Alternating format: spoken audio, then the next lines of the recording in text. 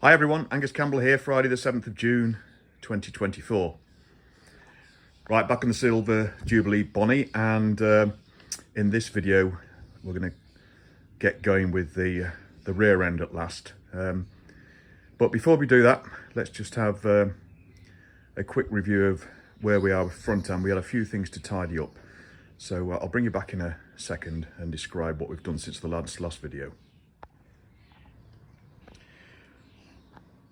Okay, front end. So firstly, everything's now buttoned up with the correct nuts and bolts, etc. So if you remember, this came in with horrible UNC screws here that were screwed all the way through and a bloody lock nut on the back end of it, which is totally wrong. So now, courtesy of Matt Harmer, because I didn't have any UNC bolts, here we are, UNC bolt, spring washer underneath, buttoned up nicely. Second thing is, I think it was Phil, one of the subscribers, commented about the fact that I'd put, well, they're nylon washers that they send you now rather than fibre washers, but I'd put that between the mudguard and the stay, this stay that's got a projection underneath as well for these three screws. And he was saying that they really should be on top to protect the paintwork. It doesn't show it very well in the parts book, so thanks for clarifying that from Phil. So I undid, they were only loose anyway, undid them. I left the original nylon washers there because the thing was already in place, and I've got some proper fibre washers, so these are now on. So that's done too. Everything else buttoned up, caps on both sides, and I think that was all we mentioned really. So mudguard on, absolutely blooming solid. Oh yeah, and the finishing touch, new badge. Right, now moving on then to rear end. So to set the scene, I thought, well, we've got quite a bit to do down there regarding engine plates and getting the rear brake master cylinder, etc., all mounted up, and the caliper before we put the wheel in. But that's the goal really, to get all that on and the back wheel in. That's the objective. So first of all, right, we've got to finish the back wheel. So we've got the disc to put on, and as well on the other side, that's the disc side, because the sprocket side, I think, is the same side of the Speedo. I need to check that. Anyway, we'll find out from the parts book which is the correct side. I don't want it the wrong way round. But dug the sprocket out, cleaned it up. It's been painted. Don't think that was original. And it's quite chipped and there's a bit of rust and stuff. So in the bowl it goes, and it's going to be, you can't see the label very well now, but we're going to strip it and we'll see what's underneath there. So we'll get that cooking. What I've also done is one of the caliper plate mounting brackets just needed painting up. That was already primed, so we're just giving that a coat of aluminium spray. That's nearly finished. So just prepping the bits now, ready for, say, assembly at the rear end down there. And you can see we've got a multitude of fasteners, etc., all ready to go, and also the box of some of the original fasteners in case we need those. We might need that for the original mounting bolts for the caliper on the caliper mounting plate. Right, I'll bring it back once I've stripped off the sprocket, because the first thing we'll do, as I say, is we'll get that rear wheel complete. And we've got, there we are, new bolts for that, and we've just got to get the nuts. They're easy enough, got all them in stock, and washers. And we'll check with the parts book on that. Where is the parts book? Oh yeah, parts book is up the top there. Right, let's get on with this. I'll bring you back shortly. Well, after dousing in paint removal, washing in detergent, and in some areas a quick go with the bench grinder, wire wheel, I can't see any evidence that this was ever zinc plated. It's just multiple coats of paint, and the top coat was absolute bloody glue that sticks to your hands, and you can only get it off with cellulose thinners, or if you want a cheaper version, nail varnish remover, as long as it's got acetone in it. Thank you, Shea, for leaving a bottle here. You think there's evidence of it around here, but there isn't. And looking online, these are available, but they're all, what do they call them, carbon steel and black. And I found one that looks as though it's galvanized stroke white zinced in Austria, made in the UK, for sale in Austria. So I'll follow that up and see if we can grab it, because both of the opinion that we don't want it painted, really. I'd have thought it should have been white zinc. Anyway, we'll do a bit of research. Right, I'm back on Saturday the 8th of June 2024, and since we stripped the paint off this yesterday, been doing a bit more research, and it looks like these were silver painted. So online we can only find what they call black sprockets, but these are actually made out of carbon steel. And on a lot of the later bikes they were actually black. But again, liaising with forums and communities and looking at some photographs of Jubilee Bonnies, then these are definitely silver painted. So that's what we're going to go with. We're not going to get that zinc one, because this is a perfectly good sprocket. Teeth are in excellent order. So let's use it. Right, I've prepped it. It's all stripped, degreased. It looks rough, but that's just it's a rough sort of almost cast-like finish. So it's going to be great for keying paint. So we're going to use that Nitromorse anti-rust paint on this, and we'll get on with it now, because it's a lovely evening. It's quite warm, a little bit of a breeze, so let's get on with it. Right, I'm on with painting the sprocket, but while that's on the go, the other thing to check was which way round items go on the rear wheel. So it's evident that the disc goes on the speedo drive side of the wheel, which I wouldn't have expected, but that's what it is. So that means with the wheel down here, it's not going to be that side, it's going to be that side where the speedo drive is, at the disc side. Okay, right, what we'll also do then, while we're putting coats on that outside, is we'll get all the fasteners together too. Okay, day or two later, sprocket painted up and all dry. Very presentable, not absolutely perfect, but I'm pretty pleased with it. Definitely a lot better than it was. Looks good, both sides. Sorted out the new fasteners, as I said earlier. I've got new bolts for both the front and the back. The rear ones are obviously longer because we've got the sprocket on as well. However, look at them. I mean, I know the sprocket isn't quite on properly, nor the disc, but you know, that's where the bolts are, so we'll not get a full nut on it.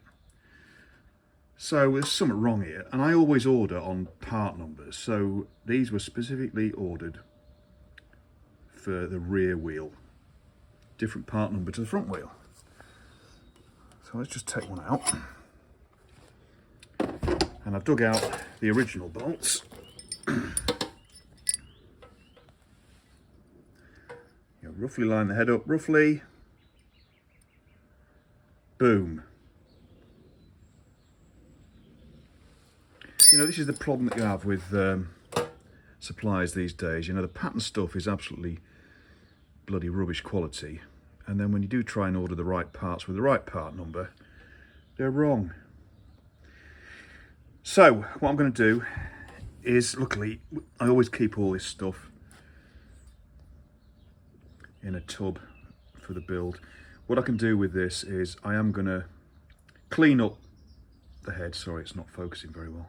There we go. We'll clean up the heads. They don't look as bad as they seem. There is still plating on them. But I'll clean them up and I'll paint them the same colour as the sprocket, and indeed it's the disc centre, etc. But we'll use new nuts and washers, because at least the new bolts are the right thread. UNF. Right, so let's do that and get this lot bolted up, and then we can start sorting out the other bits and pieces that we'll need to mount the rear wheel when the time comes, i.e. speedo drive spacers, what else have we got? Chain tension adjusters, etc., and get all those cleaned up as necessary.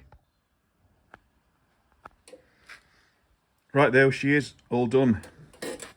The original bolt heads and ends cleaned up really well, actually. I think the zinc is in good nick because they were oil coated, obviously from the chain lube and stuff. So I think they'll be all right. So things to note on this side, on this wheel, is that according to the parts book, the bolts go in from this side. There's a washer on each end, unlike the front wheel. And then we've got a nice new full nut on there. And then the final thing was, which I didn't mention on the front wheel, is I've just put a bit of Hammerite smooth silver on the disc edge to stop that rusting. Yeah, there's a bit of a flash on it, but that doesn't matter because the pad will clean it off. And I've done the same similarly on the front wheel there. So that should keep things all nice and clean. And if we can move this around. There you go, looks pretty good. So that's the wheel done. Well, except for, just need to clean this up a little bit. But that's no problem. Bit of degreaser on that and we'll be away. Right, so now on to the job that I've been putting off and dreading for a while. But I think it's going to be all right. I keep looking at it and offering bits up. But let's sort out all the fasteners for this lot to get the brake items ready to install and operational. And as I say, from the original bits bin, we need things like this. Speedo drive, that all needs cleaning up, and we'll check actually in the parts book for all the items. I won't open it up now, but yeah, all the fittings, etc., for the back wheel in preparation. I'm getting a bit of ahead of myself because we need to get on with that, and I need to stop rambling and get on with it. So here we go. Right, at last on this job I've been putting off and making excuses to put off for ages. We're finally making progress. Right, let's start at the back. So we've got the rear brake caliper mounting plate, brake caliper, and this is the rear brake torque stay arm, which is nothing like what's shown in the parts book, but I'm pretty sure that's how it goes. So we've only mocked up at the moment. Some of these are tight, that one obviously isn't, but we'll get a full nut on that, no problem. So basically, when you put the rear wheel in, this the rear wheel spindle obviously goes through this, so it mounts up like that. There you go, and that does line up nicely. And I think I've got the caliper the right way around. Has to be, really. So that's good, but obviously we'll check that when we get the rear wheel in. So that's that end done. Now then, with respect to the rear master cylinder, we've got a new one here, which we ordered for the bike, because our wall's looking a bit nasty, and these rear ones really do get caked up with crystallised gunge on the inside and God knows what, so they're bloody awful. Just got to get the control arm off that to put it on this one. So I've only just loosely put this in because we're going to have to take it out again. But to try and explain, there's a mounting plate here that the rear master cylinder is mounted onto, with these two bolts, and then the plate itself is mounted at the back here with this, and a couple of points at the front, one of which is the rear brake spindle nut, this big one here. So most of the plate is behind there. But anyway, that's how it goes, and you can see how it's a bit Heath Robinson. Anyway, effectively, this is fixed to the frame, that's fixed to the wheel, so therefore you've got to have a flexible hose in the middle. So from the back of the rear master cylinder, we've got new flex hoses, a flex hose that goes from here and winds its way around to the back of that mounting, and then there's a fixed pipe that goes from here and sort of winds its way in to there. I've got to find that actually. Again, the route in the parts book doesn't look right, so at the moment I'm thinking, well, hang on a minute, have I got that on right or not? But we'll soon find out when we get the metal line, which I'll do now. And then once that's all roughly lined up in place, which it is, we've still got yet another plate, the engine plate, to put on there. That's it, sorry, there. So we've got to put this plate on,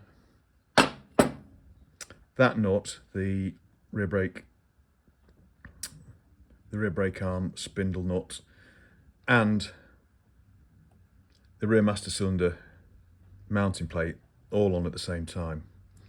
And before we do that, we've got to put the control rod, now this is the rear brake arm spindle with its arm onto the brake. We've got to put this lot on, and at the same time we've got to put that on, return spring.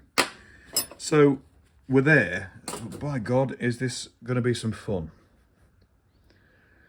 And I think that's about it. There's some awkward little,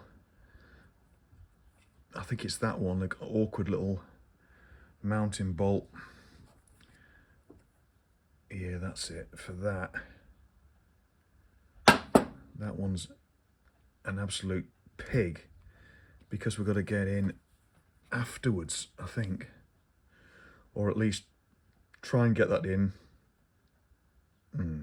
I know what we can do. We can loosely put that on. Yeah, we put that on before we put that on. So we put this outer rear engine plate on before we screw that in. That's right. And then we'll be able to mount the rear engine plate properly on that one before the nut on the backside gets covered up by that plate. That's it. Okay. Right, and then leftovers. These are the silencer mounting plates that go on the rear footrest peg mounts, and obviously the rear brake lever spindle has got a square end on there, and the other side is square ended. Right, so yeah, we're getting there, and yeah, I'm chuffed actually. I've worked that out if it's right. Let's just go and dig out the flex hose and the metal pipe, brake pipe, and just make sure we've got all that right. If I've got it wrong, I'm sure some of you are screaming. Probably Phil, I think he might be screaming at me now, but bear with me, we will get there, because there is only one way this lot can go. Let's get the other bits. Right, I think we're just about there, but I've got to do a bit of checking and offering up again. But with respect to the 3 hoses that we purchased, which is a full hose set, I'm pretty sure there's 2 long ones, which are these 2, one of which has a loop, and a short one. And looking at the front end, the long ones have got to be the front, and this short one's got to be for the back. And this isn't mounting up anything like the parts book. The part books state that it should come round and round that side, and then a metal brake pipe should come out of there and sort of twist around and go into there, which doesn't make any sense at all. It makes more sense like this, to be mounted up, look like so, and then the metal brake pipe comes out of here and around like so. I think that's right. once the swinging arm and the wheel and swinging arm are in, effectively the whole arm will go up against, well, in reference to the master cylinder, and therefore this isn't touching this at the moment, but it won't. It'll be much further away once there's the weight on the bike. And I did take the torque arm off again and try it other way around because it didn't look right, but now I've got it the right way around, definitely. Because with the spindle in, this all lines up properly. I've got to button it up yet, and as I say, we can't do the front end of it, i.e. this plate yet, until we've got this lot onto the rear brake cylinder. And yeah, I couldn't find any metal brake pipes because I now remember that the bike came with all these bloody horrible stainless lines on them and no pipes at all, and it was totally wrong. So we're going back to standard, but as I say, not really quite like that at all. But then it can't be, because it just doesn't bloody work. If I try and loop this through there and then back on itself onto there so the pipe can come out the back there, it's just not long enough. It's going to break, stretch and break. Well, I can't do it, can't physically do it. I can't get this end in that way because the pipe's not long enough. So that's the way I'm going to go with it, but I'm going to go online and check it out, and I'll have a look. Well, there's no point in me having a look back at how we dismantled this, because we've got all this bloody rubbish here, which is no good at all. And I think what they did was, if I remember correctly, as you can see with the old one, they went straight from the master cylinder straight onto the caliper here, without going through this fixing point here. That's why it looked a bloody mess. I mean, it's Heath Robinson anyway, and as I said before, this is 1977, 1978, with the advent of the T140D Bonneville Special. They turned this lot around and they mounted the disc caliper up here with a lovely great brake rod that mounted back down here, and so it was all above. A much better system, much better to work on. Right, so yeah, pretty pleased with that. I think we're about there. If it's wrong, it's wrong, and no doubt we'll find out, and people will be screaming at me, but feel free to leave a note in the comments. Just one other thing that I do remember is that with respect to the rear master cylinder mounting on its plate, this plate is mounted quite close to the frame spar here, and therefore what I've got to do, it is touching there at the moment and we're not quite buttoned up yet. So what I'm going to do is put a couple of washers on the other end here, so that the end of the bolt there, which is protruding a little, is drawn back in on the nut, and that'll give us enough room then to button this up and for the plate to be flush. You can see there, even with a couple of washers in it, it doesn't quite make it. So I think we'll be all right there. And I seem to remember when I took this apart, there were bolts in here with the heads ground off and God knows what. It's a right bloody mess trying to fix it in, so that was all wrong. Right, yeah, fairly pleased with that. Well, subject to a consensus that I'm moving in the right direction. And what we'll do actually is, we haven't quite got the rear wheel in yet, but I'm pretty pleased with how much progress we've made, because the rear wheel is ready to go in as well. We'll leave it there for now, so it's not too long, the video, and we'll back at it at the next one where we'll get that rear wheel in, and then we can start thinking about putting all the air boxes and electrical mounts, etc. at the top. Right, thanks very much for watching, everybody. Appreciate the subscriptions and the comments and your interest, and I'll see you all again soon. Cheers, bye-bye.